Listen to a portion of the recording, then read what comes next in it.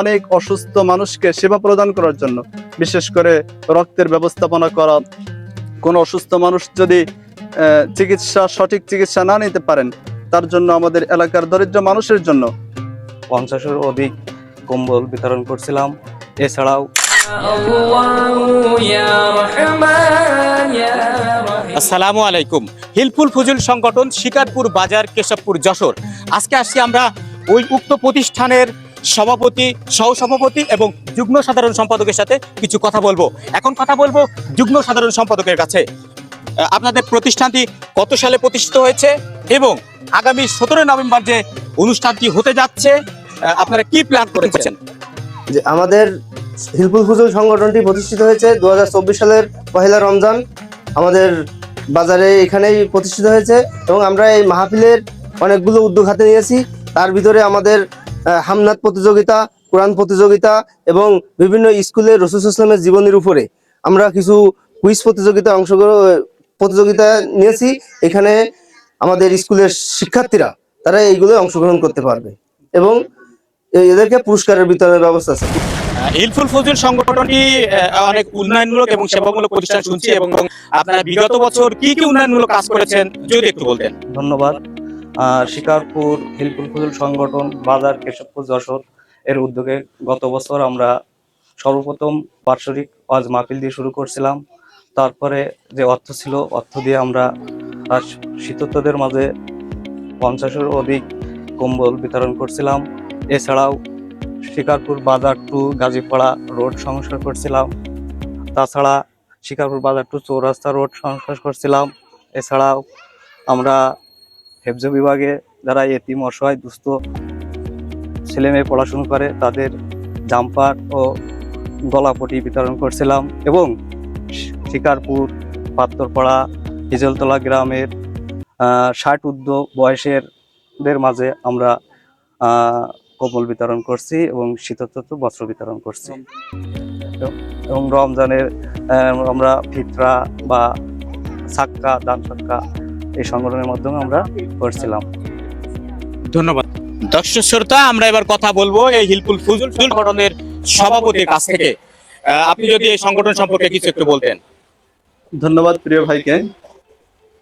আমাদের একটি সংগঠন আপনারা শুনছেন, হিলফুল ফুজুল, যেটা আমাদের শিকারপুর, পাত্রপাড়া, হিজলতলা অর্থাৎ আমাদের আশপাশের এলাকা মিলেই আমাদের এই সংগঠন তৈরি হয়েছে। তো আমাদের সংগঠন শুরু থেকে এই পর্যন্ত এই বিষয়ে অত্যন্ত বদ্ধপরিকর যে তারা মানবতার সেবায় যত প্রকার কার্যক্রম তাদের দরকার তারা সব কার্যক্রমগুলো করতে প্রস্তুত। এমনকি আপনারা শুনছেন ইতিমধ্যে যে আমরা অনেকগুলি শীতবস্ত্র, কম্বল, রাস্তা মেরামত, অসহায় দরিদ্র মানুষদের খোঁজ খবর নেওয়া, রমজানে ইফতার বিতরণ করা, বাল্য বিবাহ রোধ করা এবং মাদক নিরাময় করা, অনেকগুলি কার্যক্রম আমরা হাতে নিয়ে আমাদের এই সংগঠন এগিয়ে যাচ্ছে। এখন আমাদের সামনে আরো অনেক বড় উদ্দেশ্য আছে। যেমন আমরা ইতিমধ্যে চেষ্টা করেছি অনেক অসুস্থ মানুষকে সেবা প্রদান করার জন্য, বিশেষ করে রক্তের ব্যবস্থাপনা করা।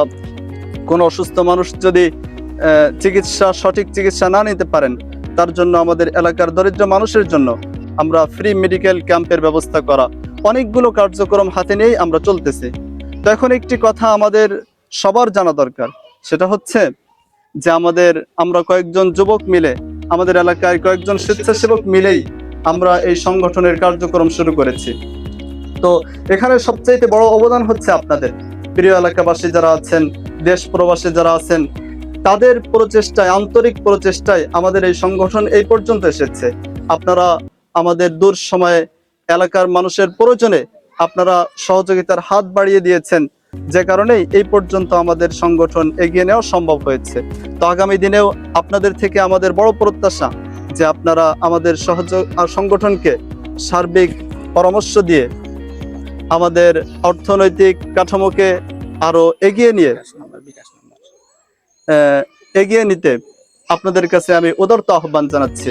এছাড়া আমাদের 17 নভেম্বর যে ঐতিহাসিক একটি তাফসিরুল কোরআন মাহফিলের আয়োজন করা হয়েছে, এখানে যেন আপনারা নিজেরা উপস্থিত থাকেন, আমাদের কার্যক্রমগুলি দেখেন, জানেন, মানুষদেরকে উদ্বুদ্ধ করেন এবং আমাদের মাহফিলের দিকে সমস্ত মানুষদেরকে আপনারা দাওয়াত দিবেন।